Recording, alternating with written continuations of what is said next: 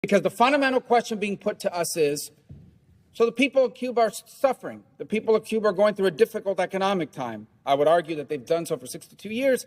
Why don't we get rid of the embargo? It would make life easier for them. And I want to address it. I want to address it especially to those that are not as familiar with this issue. First of all, let me begin by saying there are no American ships blockading Cuba, surrounding the island of Cuba.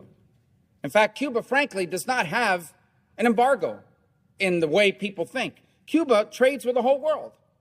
For example, Cuba every year exports $1.2 billion, which doesn't sound like a lot, but it's a lot for an island of 11 million people, okay? They export $461 million to China, $127 million to Spain, $65 million to the Netherlands, $64 million to Germany. This is not a country that's isolated. They trade with every country in the world. They export $5.3 billion a year. With Spain alone, they import, $1 billion from Spain. Another $790 million from China, $327 million from Italy, $285 million from Canada and from Russia. So they import over $5 billion. They export over $1.2 billion. Cuba is not isolated. They trade with every country. This regime trades with virtually every country on the planet. You know who else they trade with? The United States of America. Cuba trades with the United States of America. They import almost $280 million a year, almost as much as they do with Canada and Russia. And no one accuses Canada and Russia of having a blockade on Cuba. 66% of the chicken that's eaten in Cuba, which is the staple protein in Cuba, comes from the United States. Half their soybeans come from the United States. There is only one blockade in Cuba, and it is the blockade that this regime has imposed on its people. Now, yesterday, the president announced, or the White House announced, they're going to stand up some remittances group to try to figure out how do we make it easier for relatives to send money to their relatives on the island of Cuba. Well, that work group is going to not have a long time to meet. They're not going to have to meet for very long because U.S. law allows that now. It is not illegal to send money to your relatives in Cuba. The only thing that's prohibited is you can't send the money through this bank that the Cuban military set up in Panama. That's the only thing that's prohibited. And to the extent money can't reach the people of Cuba is because they refuse to allow anyone other than that bank to do these remittances. And by the way, they've prohibited depositing dollars. Here's how it works for them. You send your relative $100, they take 10% of it, then they take the dollars, they don't let them deposit it, they pocket the dollars, and they give them this worthless Cuban currency. So they have the dollars, so they can buy things for themselves and on the global market. So the blockade, to the extent that there's something that's preventing remittances directly to the Cuban people, it's not U.S. policy, it's regime policy. They're the ones that need a work group. How about this argument that there's a blockade on travel? If only more American tourists could go to Cuba.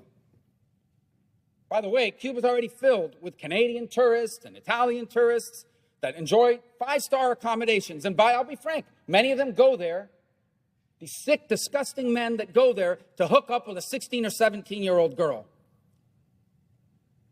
But that said, they talk about travel to Cuba. Well, let me tell you something. Travel's allowed now. An American can go to Cuba. You just can't stay at a military-owned hotel or eat at a military-owned restaurant or shop at a military-owned store. You can stay at the private homes of people that rent them out on Airbnb. You can do that.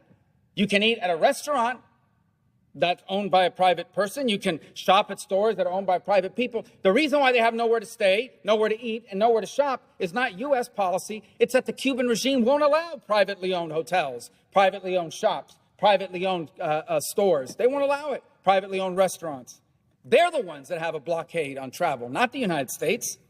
What about medicine? That's another thing they put out there. This is so cruel. We don't allow medicine in. Do you know what the Cuban regime announced last week? This is what they announced on their national television.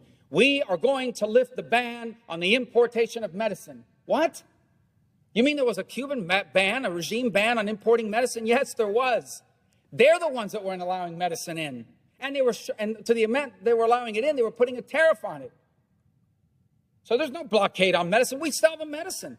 And you can donate medicine, unlimited amounts under U.S. law. If there's a blockade on medicine, it's the regime's blockade. The other one I hear is the internet. I support the internet. Why don't we allow, I had somebody say this to me yesterday, why don't we allow American companies to go and provide internet? Then they would have internet. It's the embargo. And these people don't know what they're talking about. They literally are just parroting stupid, ridiculous talking points. Because the law on the U.S. and trade with Cuba specifically exempts telecoms. AT&T, Verizon, Sprint, every American telecom can go into Cuba tomorrow and offer phone and internet service. You know why they can't? Not our law. It's the Cuban regime, because they want to control that. And you see a pattern here. Blockade on travel, blockade on private ownership of business, blockade on bringing in medicine, blockade on bringing in money. Why? Because the Cuban regime wants to control people. They don't want an individual Cuban to have a paycheck that they earn for themselves. They want what little you have to come from them, because if you don't do what they tell you, they can take it from you. That's what they want.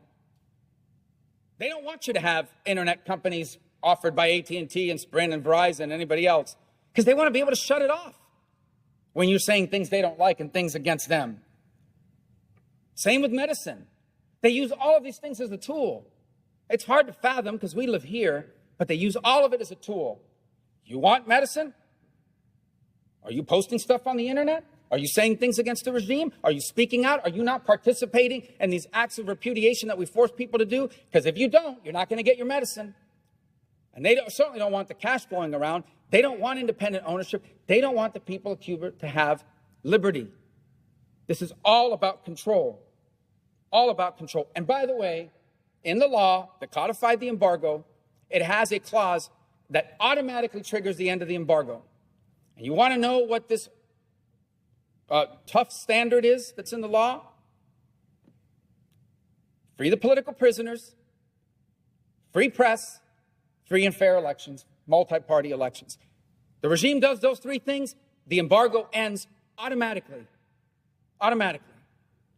There is no embargo on Cuba. There is an embargo on the Cuban regime, an embargo on the companies they own. Because what they wanted to do is they wanted to take the Obama opening, funnel all that money through their companies. People say their Spanish companies own hotels. They don't own the hotels in Cuba. The regime owns the hotels. These hotel chains that open in Cuba on the beaches, they don't even pay their employees. They pay the Cuban government. The Cuban government pays the employees. Control. So the bottom line is this. Anybody who stands up and says there's an embargo, there's a blockade by the United States and it's cruel and it's causing all these policies is one of two things. They don't know what they're talking about and they're just parroting some talking point, or they're liars. That's the only two options. This is not about an embargo.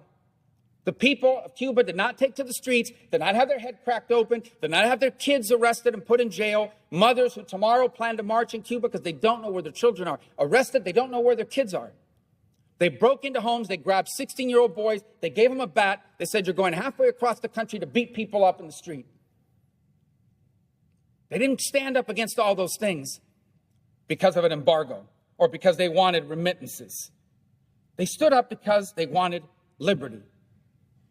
Libertad. That's what they wanted. That's what they're telling us. Why don't we listen to them? They told us what they want. They want libertad. They want liberty. And if there are any people on this earth that should understand that, it should be Americans.